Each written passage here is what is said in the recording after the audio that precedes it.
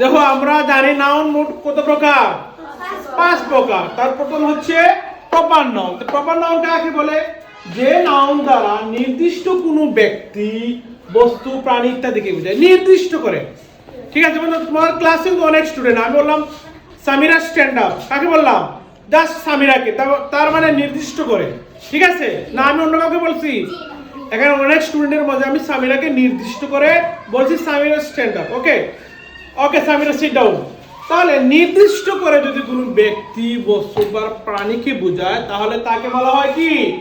Proper noun. দেখো এখানে কয়েকটা এক্সাম্পল লিখি। সিলেট, অনেক জায়গা আমি নির্দিষ্ট করে বলছি, কোন জায়গা? সিলেট। রনি, নির্দিষ্ট করে একটা ছেলের নাম বলছি রনি। দি ক্যাট, অনেকগুলো বিড়ালের মধ্যে দি ক্যাট, আমি নির্দিষ্ট করে একটি বিড়ালকে বলছি। দি পদ্মা, অনেকগুলা নদীর মধ্যে আমি শুধু পদ্মা নদীর কথা কি করছি? বলছি।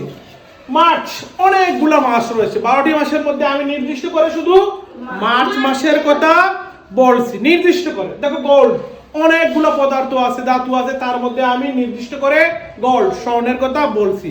অতএব নির্দিষ্ট করে যদি বলা হয় তাহলে তাকে বলে কি?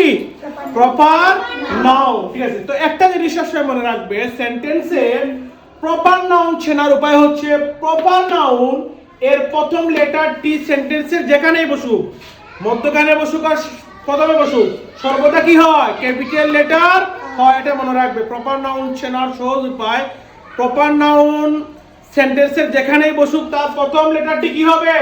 ক্যাপিটাল লেটার হয়। ক্যাপিটাল লেটার হয়, তার প্রথম লেটারটি ক্যাপিটাল লেটার হয়। দেখো দুটো উদাহরণ।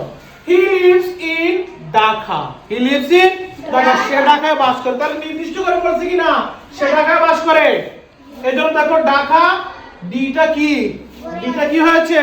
Capital letter. এটা প্রপার নাউন, এজন্য এটা ডিটা প্রথম, ডিটি ক্যাপিটাল লেটার হওয়ার কারণে এটা হচ্ছে কি? Proper noun. এটা কি? Proper noun.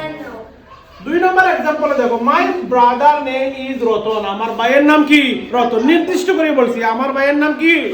রতন। রতন হচ্ছে আমার ভাই, নির্দিষ্ট কি না? তাহলে এজন্য দেখো যে রতনের আ কি? বড় হাতে দেয়া আছে। তাহলে যদি ক্যাপিটাল লেটার হয় তাহলে নাউনটা কি? Proper noun. প্রপার নাউন সেন্টেন্সে যেখানেই বসুক তার প্রথম লেটারটি কি হবে? ক্যাপিটাল লেটার হবে। এটা হচ্ছে প্রপার নাউন চেনা সহজ হবে। আমরা কি বুঝতে পারছি? তাহলে প্রপার নাউন হচ্ছে যদি নির্দিষ্ট করে কোনো ব্যক্তি, বস্তু বা প্রাণীর ইত্যাদির নাম বোঝায় তাহলে তাকে কি বলা হয়?